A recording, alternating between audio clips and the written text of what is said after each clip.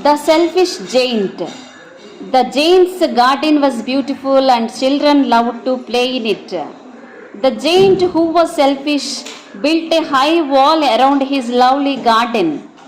Children did not enter the garden thereafter, nor did the spring and summer till the giant experienced a change of heart. Every afternoon, as they were coming from school, the children used to go and play in the giant's garden. It was a large, lovely garden with soft green grass. Here and there over the grass stood beautiful flowers like stars, and there were 12 peach trees that in the springtime broke out into delicate blossoms of pink and pearl, and in the autumn bore rich fruit. The birds sat on the trees and sang so sweetly that the children used to stop their games in order to listen to them. "How happy we are here!" they cried to each other. One day the giant came back. He had been to visit his friend the Cornish ogre and had stayed with him for 7 years. When he arrived, he saw the children playing in the garden. "What are you doing here?" he cried in a very gruff voice, and the children ran away. "My own garden is my own garden," said the giant. "Anyone can understand that, and I will not allow nobody to play in it but myself." So he built a high wall all around it and put up a notice board, "Trespassers will be prosecuted." He was a very selfish giant.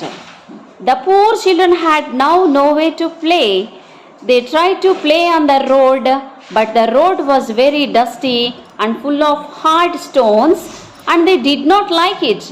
They used to wander round the high walls when their lessons were over and talk about the beautiful garden inside. "How happy we were there," they said to each other. Then the spring came, and all over the country there were little blossoms and little birds. Only in the garden of the selfish giant it was still winter. The birds did not care to sing in it as there were no children, and the trees forgot to blossom. Once a beautiful flower put its head out from the grass, but when it saw the notice board, it was so sorry for the children that it slipped back into the ground again and went off to sleep. The only people who were pleased were the snow and the frost. "Spring has forgotten this garden," they cried. "So we will live here all the year round." The snow covered up the grass with her great white cloak, and the frost painted all the trees silver. Then they invited the north wind to stay with them, and he came.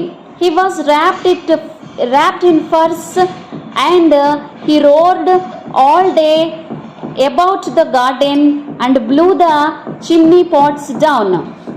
"This is a delightful spot," he said. "We must ask Hail on a visit." So the hail came. Every day for 3 hours he rattled on the roof of the castle till he broke most of the slates, and then he ran round and round the garden as fast as he could go. He was dressed in grey and his breath was like ice. "I cannot understand why the spring is so late in coming," said the selfish giant as he sat at the window and looked out at his cold white garden. "I hope there will be a change in the weather." But the spring never came, nor the summer. The autumn gave golden fruit to every garden, but to the giant's garden she gave none. "He too selfish," she said. So it was always winter there, and the north wind and the hail and the frost and the snow danced about through the trees. One morning the giant was lying awake in bed when he heard some lovely music.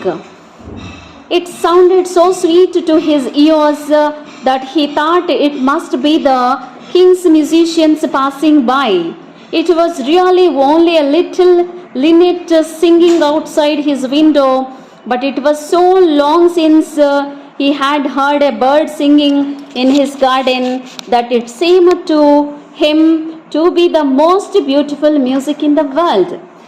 Then the hail stopped dancing over his head, and the north wind ceased roaring, and delicious perfume came to him through the open casement.